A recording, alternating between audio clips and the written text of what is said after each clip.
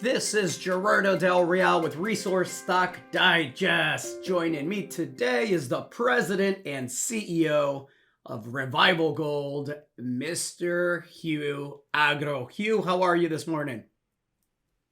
Yeah, very good. Thanks for having me, Gerardo. Well, listen, 2023, I think we're going to look back next year and recognize that as far as the gold space goes, it was an inflection point. I think we're going to see new all-time highs, and I think companies like Revival Gold that are in good jurisdictions that have a robust asset with a lot of blue sky potential and significant infrastructure are going to be re-rated in a very significant way. You closed out the year by intersecting oxidized mineralization in untested targets at Bear Track Arnett. And so I thought it'd be good to have you on and talk about that, but also talk about what was accomplished this year and what to look forward to next year. Thank you, Gerardo. Listen, we've already hit an all-time high just recently in the gold price. And I agree with your prediction that the outlook is fantastic for gold. And that only surfaced in the share prices of the gold juniors, as the industry is dearly short of new opportunities for growth to feed future production. Couldn't agree more. Tell me about the most recent release and what the motivation was for testing these untested targets, and then how pleased were you to have oxidized mineralization in areas that just hadn't seen that before? Well, just to set the stage to start, I mean, this has been a busy year for Revival Gold. We raised close to $10 million of equity. We completed a resource update, taking ourselves up to 4.6 million ounces now, second largest new discovery of gold in the United States in the last decade. We've completed a PFS on the first phase aspect of this project. As you know, the phased approach is capital efficient, and it allows us to move more quickly into a cash flow situation. We've been adding to our team. We brought on Larry Radford, former COO at Hecla. We brought on Dan Pace as chief geologist, bringing some really new and exciting geological ideas to our team. And of course, we've been drilling, and the results that we just put out are in new areas for Bear Track Arnett. 3 of the 4 targets we tested this year were entirely new targets for Revival Gold. And in fact, the results that we've just released from Ridge and from Midlands are untested, undercover targets, completely blind, and we hit gold in both of those, oxide gold mineralization. And this is really exciting to the overall picture and potential for the project. 2024, we agree on the macro trend that looks to be very, very bullish. What specifically is Revival looking at doing in 2024? Well, I think we have to understand that with all of our technical progress, we've got a stellar asset, and we need to surface the value of that asset in the public company.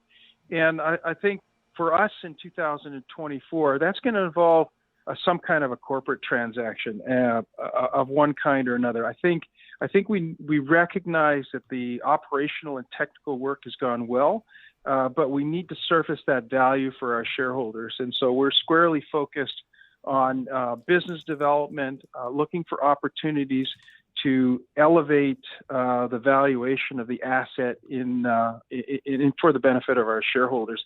And that could be anything from strategic partnerships to looking at potential corporate M&A, either as a buyer or as a seller.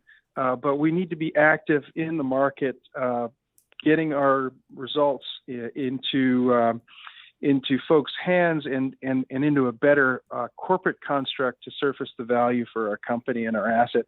That's the principal focus for our team as we head into the start of 2024. There's a lot of work that goes on in the off season and the off drill season around geological modeling, building up our understanding of the results and what those mean, and developing business cases for future exploration programs. But I think for Revival Gold, the start of 2024 is all about surfacing the value that we've already, discovered in the asset into our share price.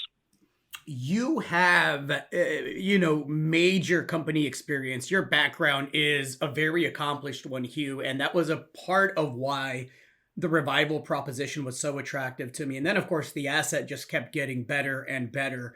How is the behind the scenes feel on the potential M&A? And I'm not referring just specifically to Revival, but just in general.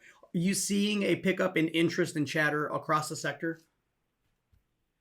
We are corporates buying corporates, those that are producers that have capacity to buy development projects, are being cautious.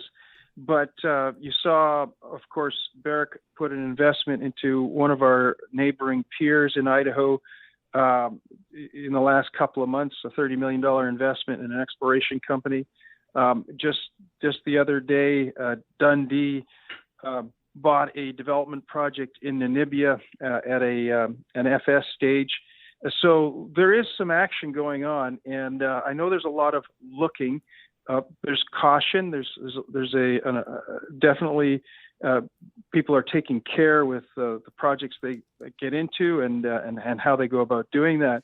But we are seeing more interest in the sector, more interest in the development and the exploration businesses, and it makes sense. I mean, the margins that the producers are earning right now are close to 50% gross margins on overall as a margin to AISC and the current gold price.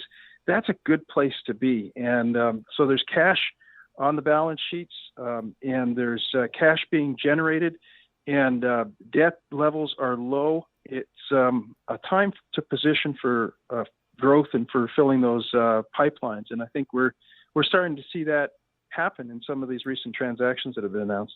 Well, I think it's also a great time to position for a boom in the gold juniors in 2024. Hugh, have yourself a great Christmas, holiday, New Year, and we'll chat on the other side of this year, sir. Very best. All right. Thank you very much. Hey everybody, Gerardo Del Real here. If you're enjoying the content that you just saw, you can let us know in 3 simple steps. Hit the like button, hit the subscribe button, and please share across your network and on social media. Take care, everybody.